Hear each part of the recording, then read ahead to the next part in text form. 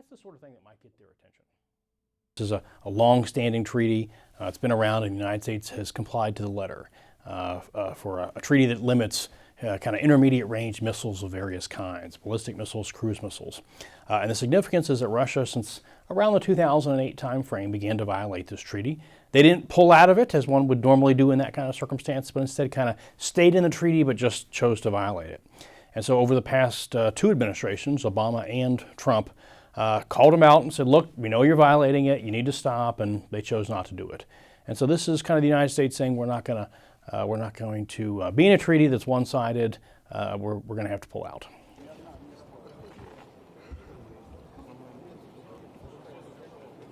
We'll therefore be able to pursue some kind of capability to take missiles that we perhaps launch from the sea or something like that and put them on trucks, as it were. That gives us the ability to disperse things out and create some additional uncertainty on the part of our adversaries. And that's good for deterrence, it's good for stability, because every day they wake up and they know that they can't decapitate our forces because they're more complicated to strike.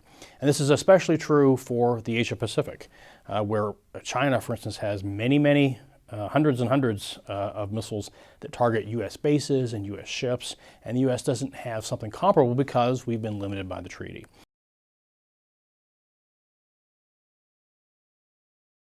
All 29 members of NATO spoke with one voice some number of months ago and said, yes, Russia is indeed in violation. We've seen the evidence and we're satisfied by that. It's hard to get all 29 members of NATO to agree on anything, and they agreed on that.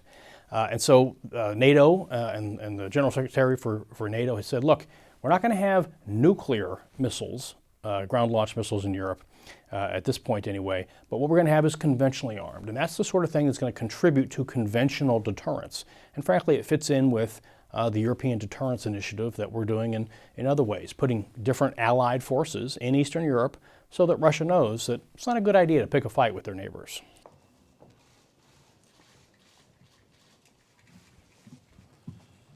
Today, the INF Treaty ceases to exist. How is the table going to be reset here? And before we get into any kind of new treaty, we need to have the confidence that the Russians or Chinese or whomever else is actually going to comply. And that's the most important part. And in terms of, you might say, the New START follow-on or something like that, the big options are basically twofold or threefold. One is just to kind of extend it in the same way, just with Russia and just with some of their nuclear weapons. The second option is to have a more comprehensive treaty that covers all nuclear weapons with Russia, including so-called non-strategics, to which the Russians have a 10-to-1 advantage relative to the United States. And then finally, the third option is to try to bring in China.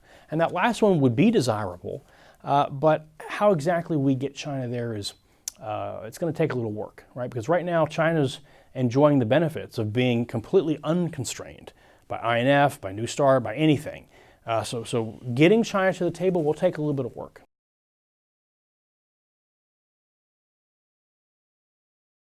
Russia and China, with kind of the false allegations about U.S. violations, things like that, again and again, you see a kind of pattern that Russia and China try to drive wedges between the United States and its allies.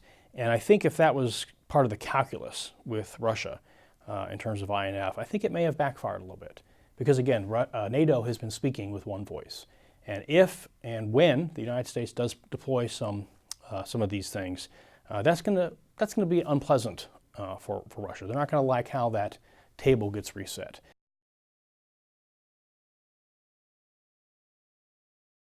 Big picture here, there's lots of missiles out there, right? And whether they're launched from the land or from sea, this is where Russia and China have been putting their investments to a pretty significant degree. And so what you also see is the United States in Europe, with our allies in Europe, and also with folks like Japan and others, to be pursuing some active measures, active defenses to be able to defend against these things in the event of a bad day where there's a conflict. That aspiration may be a little hard to achieve. So I think we should